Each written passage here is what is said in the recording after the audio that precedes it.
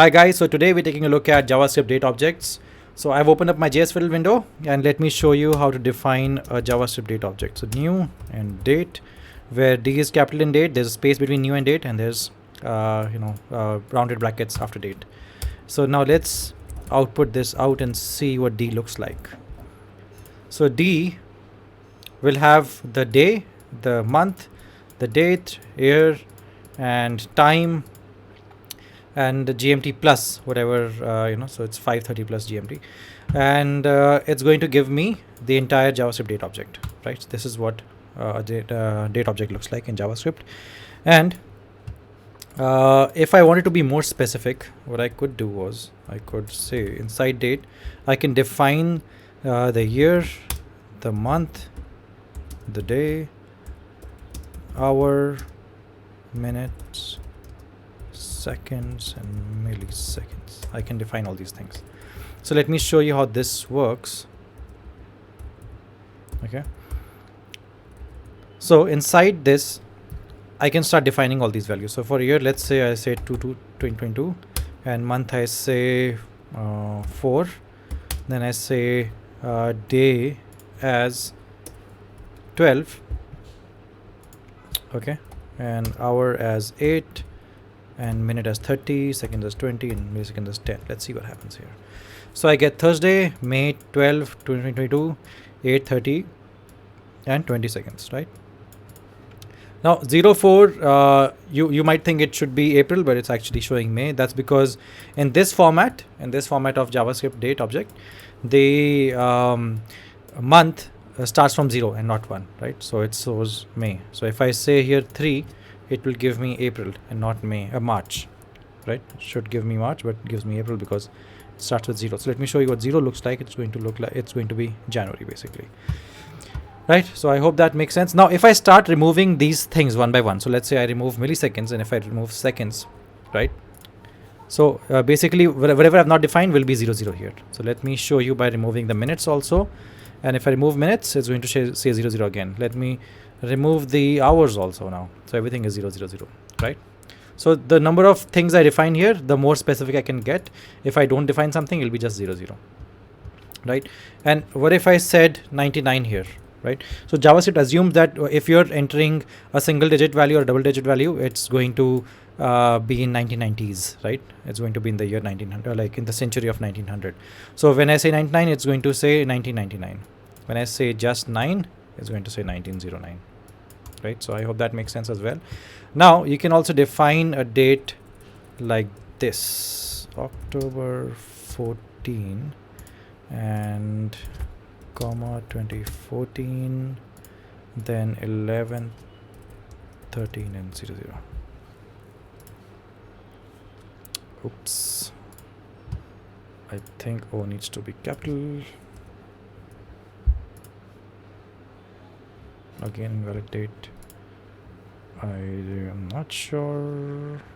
Oh, sorry, the spelling of October is wrong. Now it's going to work, right? So Tuesday, October 14th, 2014, 11, 13, 00. So I'm not going to edit this part because, as you can see, I've made an error, and so that you can also learn from the error, right? The spelling of October was wrong, and this is how you can define dates. You can also define dates like this. You can say 03. And then you can say, you can say 2015, say 03 and 25, right? So it's going to give you 25th March and 2015, right? So in this particular format of JavaScript, the 3, it doesn't start from 0, it starts from 1. So 3 is March actually, right? So you can also define date like this: 03, 25, which is the MMDDY pattern, right?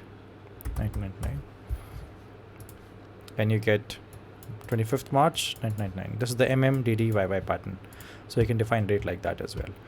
Now if I say new date and 0, whenever I say 0, right, this is basically assuming, JavaScript is assuming that these are the milliseconds that have passed from the 0 timestamp. The 0 timestamp is basically when computers had started recording time, which was somewhere in 1970.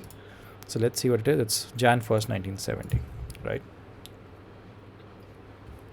Now if I say something else here, let's say if I say 1 0 0 0 0 0 0, all these zeros, now it's going to basically add all these milliseconds to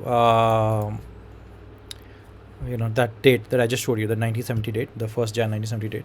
It's going to add all these milliseconds to it, and it's going to give us November 16th, and 5138 is the year, the year 5138, right? And if I say minus, so it's going to subtract all these years from 1970, and it's going to give us minus 1199. Or let me just remove a couple of zeros here, and you get 1969, which is just 1 year before 1970, right? And now if I want to display date, right? So let's say I just say this, and then I say d dot, and I say to-date string, which is just basically a different format. Let's see what happens here. So you can see you get a better formatted string here, which is more usable, right? If you want to display it somewhere in the front end, it's just a little more usable. So if you didn't have this, it was looking like this. Just a second. It was looking like this, and now when you had it, it looks like this. More neat, basically. And then you can also have to ISO string. You get the ISO timestamp, which is this. This is also quite usable. And let's say date dot parse, and in brackets I say March 21st, March 21, 2012, right?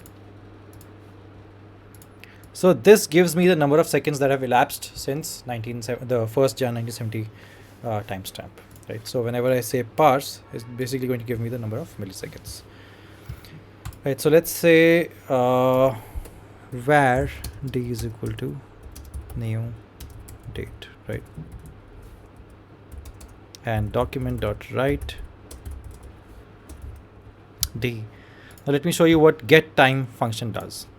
So there's a function called get time that we get with this. So you get a timestamp.